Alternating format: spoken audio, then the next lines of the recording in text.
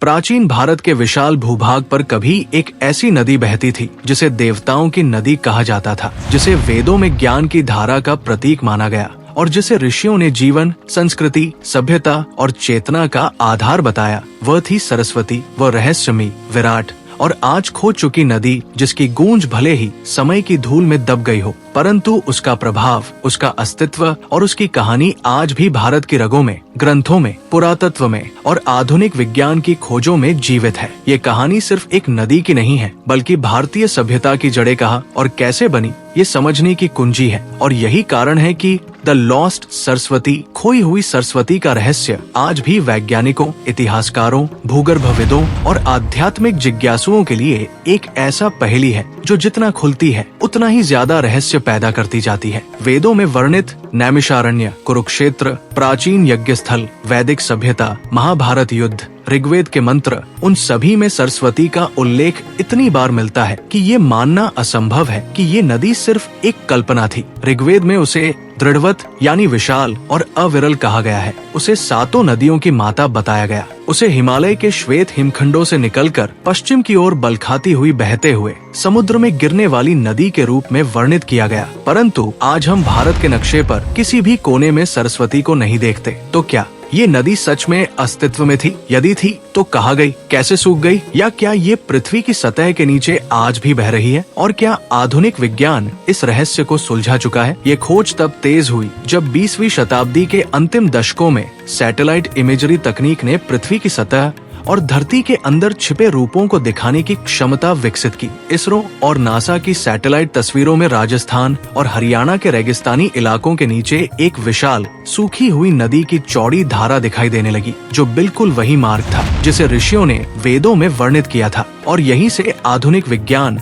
और प्राचीन ग्रंथ पहली बार एक दूसरे से बिल्कुल मेल खाते नजर आए। वैज्ञानिकों ने ये देखकर चकित रह गए कि घग्गरहकरा नाम कि एक सूखी नदी का मार्ग राजस्थान के तराई क्षेत्रों से लेकर पाकिस्तान के चोलिस्तान तक हूबहू सरस्वती के वेदों में बताए गए मार्ग जैसा ही है। और जब कार्बन डेटिंग की गई तो पाया गया कि ये नदी हजारों साल पहले सचमुच बहती थी और इसकी धारा इतनी विशाल थी कि ये सिंधु नदी की धारा जितनी चौड़ी रही होगी। पुरातत्विक खोजों ने और भी दिलचस्प तथ्य उजागर किए। हरियाणा के राखीगढ़ी, बनवाली, कालीबंगा, घग्गर घाटी, राखीगढ़ी और हड़प्पा सभ्यता से जुड़े सैकड़ों स्थल इसी प्राचीन नदी के किनारे पाए गए। इसका मतलब ये कि वैदिक सभ्यता और सिंधु सरस्वती सभ्यता एक ही सांस्कृतिक धारा की शाखाएं थी और इन दोनों के बीच एक प्राकृतिक, भौगोलिक और सांस्कृतिक संबंध था जो आज तक पूरी तरह समझा नहीं गया था। कई वैज्ञानिकों ने संयुक्त रिसर्च करके दावा किया कि सरस्वती नदी के सूखने का कारण सिर्फ जलवायु परिवर्तन नहीं था, बल्कि हिमालय की टेक्टोनिक गतिविधियां, विशेष रूप से सतलुज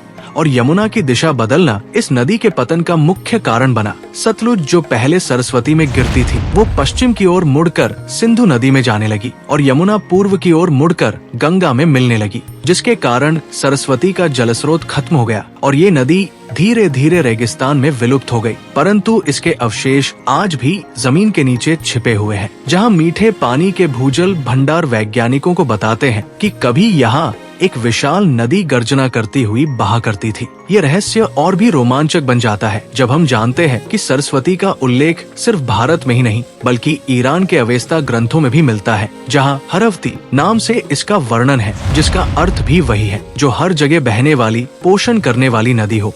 यानी ये सिर्फ भारतीय संस्कृति की नदी नहीं थी, बल्कि आर्यों की संपूर्ण प्रारंभिक संस्कृति की जीवन रेखा रही होगी। महाभारत में भी उल्लेख है कि सरस्वती कभी अचानक धरती के भीतर समा गई थी। ये बात आधुनिक विज्ञान के निष्कर्षों से मेल खाती है, जहां भूगर्भिक परिवर्तनों और नदी के सूखने की प्रक्रिया को देखा गया। परंतु सबसे बड़ा रहस्य ये है कि क्या सरस्वती आज भी भूमिगत रूप में बह रही है? कई आधुनिक वैज्ञानिक रिपोर्टों में कहा गया है कि हरियाणा, राजस्थान और गुजरात के रेगिस्तानी इलाकों के नीचे लगभग 50 से 60 मीटर की गहराई में एक विशाल जलधारा बह रही है, जिसे पृथ्वी के भूमिक्षों में पैलियोजेनिक रिवर चैनल कहा गया है, जो कि सरस्वती का ही अवशेष हो सकता है। इस खोज के बाद भारत सरकार ने भी कई स्थानों पर खुदाई करवाई और जहां जहां खुदाई हुई वहां साफ, मीठा, स्वच्छ पानी निकलने लगा, जिसकी उम्र 4000 से 8000 साल बताई गई। यानी ये वही पानी हो सकता है जो कभी सरस्वती की धारा था। ये पूरे रहस्य को और भी भव्य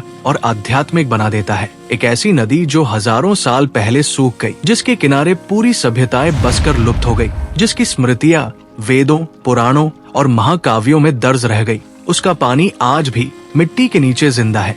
ये विचार ही मन को रोमांचित कर देता है कि धरती की सतह के नीचे एक सोई हुई सरस्वती आज भी बह रही है। और इस तरह सरस्वती की ये खोई हुई कहानी हमें ये एहसास दिलाती है कि इतिहास सिर्फ मिट्टी में दबे अवशेषों का नाम नहीं है, ये हमारी पहचान है, हमारी संस्कृति है और वो धरोहर है जो समय चाहे कितनी भी तेजी से बदल जाए कभी मिटती नहीं। सरस्वती भले ही धरती से गायब हो गई हो, लेकिन उसका अस्तित्व आज भी हमारे मन, हमारी स्मृतियों और हमारी सभ्यता में धड़कता है। हर पुरातत्विक खोज, हर सैटेलाइट तस्वीर, हर प्राचीन मंत्र ये संकेत देता है कि कहीं न कहीं गहराई में समय के उस पार सरस्वती अभी भी जीवित है, बस हमारी आंखों से छुपी हुई। शायद वो फिर कभी सतह पर लौट कर न आए, लेकिन उसकी कहानी हमेशा हमें ये याद दिलाती रहेगी कि भारत की नींव सिर्फ मिट्टी पर नहीं, बल्कि ज्ञान, संस्कृति और सदियों पुरानी उस पवित्र धारा पर टिकी है, जिसने एक पूरी सभ्यता को जन्म दिया था। अगर आपको इतिहास की ये रहस्यमयी यात्रा पसंद आई हो, तो इस खोज को दूसरों तक जरूर पहुंचाएं,